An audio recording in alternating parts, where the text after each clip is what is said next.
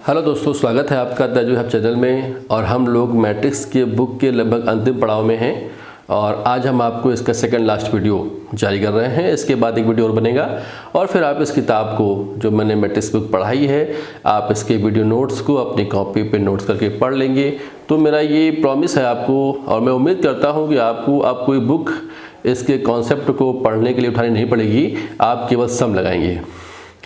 दोस्तों, जो हमारा टॉपिक आज का है डायगोनलाइजेशन ऑफ स्क्वायर मैट्रिक्स है। मैं बता दूं कि ये प्रॉफिटेबल कहाँ पर है। ये प्रॉफिटेबल है आपका ग्रेजुएशन लेवल की कक्षाओं के लिए। आप की बुक आपकी आती है मैट्रिक्स लेवल में, उसमें ये चैप्टर आपका आता है और सब्जेक्टिव प्रोसेस में ये फॉलो करेगा। लेकिन अगर आप कंपटीशन में तैयारी कर रहे हैं तो दोस्तों ये आपकी जो प्रॉपर्टी बताऊंगा मैं, आप उनको ध्यान रखिएगा, ठीक है। फिर मैं इसका एक सम लूँगा और वो सम भी आपको पूरा करके बताऊँगा थोड़ा शॉर्ट में। दोस्तों, इसको स्टार्ट करने से पहले मैं आपसे कहूँगा कि आप हमारे चैनल को लाइक करें, सब्सक्राइब करें और अपने दोस्तों को भी शेयर करें। तो दोस्तों, बात करते हैं डायगोनलाइजेशन ऑफ अ स्क्वायर मैट्रिक्स की। तो इसमें क्या है दोस्तों कि पहले हम बताएंगे आपको सिमिलैरिटी ऑफ मैट्रिसेस क्या है।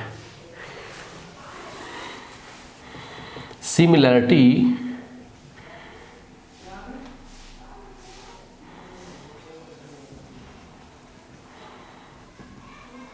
अगर दोस्तों कोई हमारे पास स्क्वायर मैट्रिक्स ऐसा मैट्रिक्स है, अगर हमारे पास कोई स्क्वायर ऐसा मैट्रिक्स है जिसको हम ऐसे लिख पाए,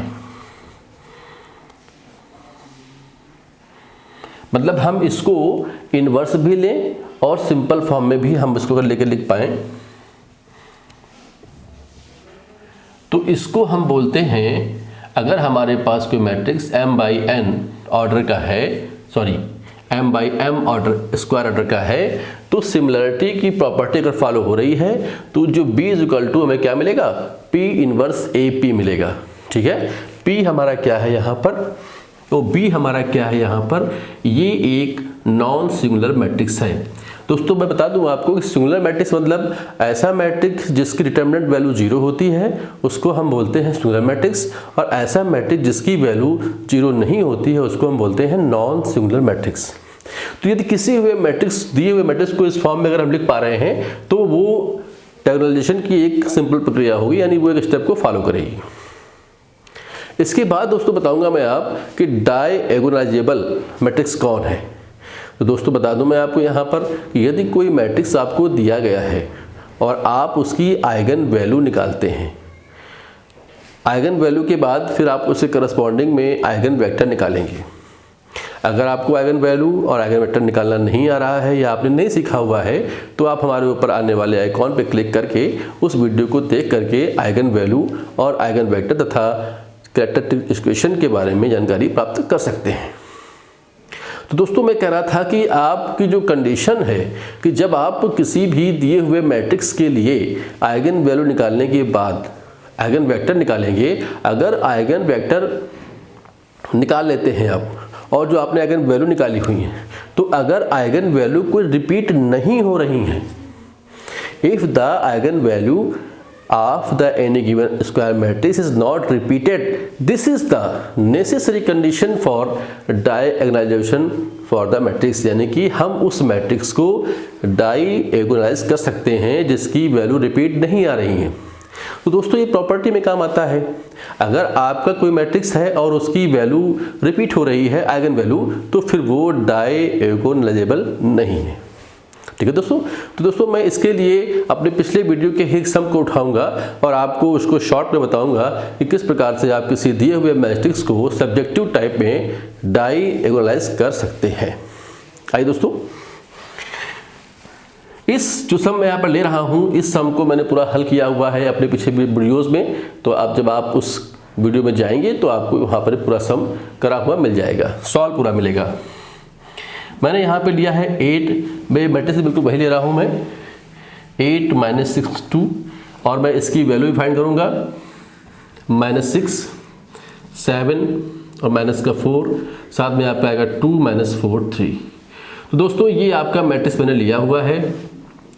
आप इसकी कैरेक्टरिस्टिक इक्वेशन निकाल पाएंगे उससे आपको लैम्डा के फॉर्म में इक्वेशन मिलेगा।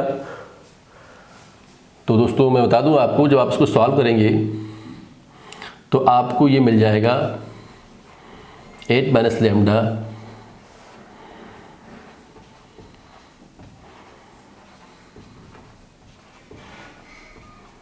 भी, देखिए दोस्तों आपको मिल जाएगा। और जब आप इसकी इक्वेशन बनाओगे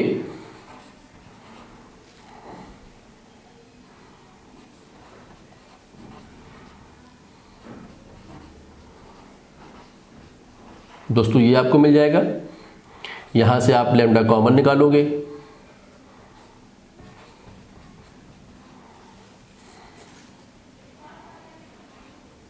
एक मिलेगा यहां पर दोस्तों।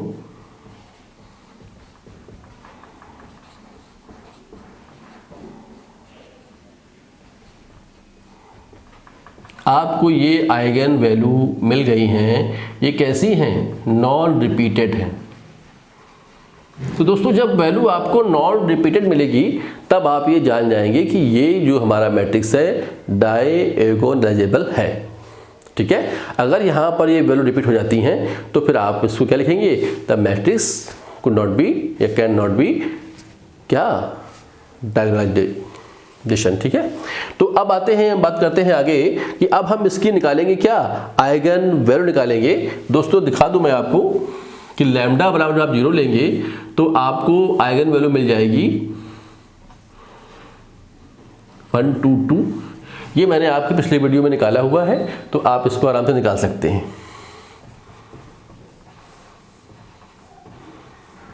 ये आप जब आप यहाँ पर क्या लेंगे? लैम्डा इज इक्वल टू आप ले लेंगे 3, तो फिर ये आपको वैल्यू मिल जाएगी। ठीक है, और जब आप यहाँ पर आप जब ये ले लेंगे तो आपको वैल्यू यहाँ मिल जाएगी। अब दोस्तों ये बात ध्यान रखेंगे आप कि जब आप इसको डायगोनलाइज कर रहे होंगे तो जिस क्रम में आप ये रखेंगे उस क्रम में आपको ये वैल्यू पुट करनी होगी। मतलब क्या है? मतलब आपका ये है, मैं बताता हूँ, आप दिख रहा है यहाँ पर 8 -6 2 -6 7 -4 2 -4 3। ये आपका P इनवर्स हो गया, ये आपका A हो गया, और ये आपका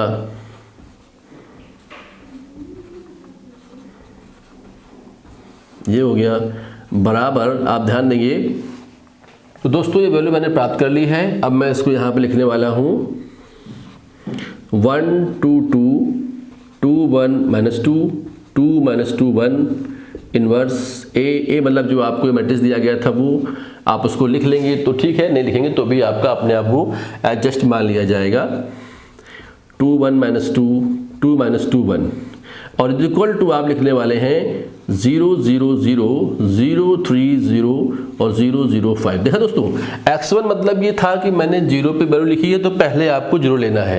x2 मतलब ये था कि मैंने 3 लिया है तो आपको 3 लेना है और फिर 5 लेना है। अगर आप इनको इंटरचेंज करते हैं या बदलते हैं तो फिर आपको यहाँ पर ये वैल्यू भी बदलनी होगी।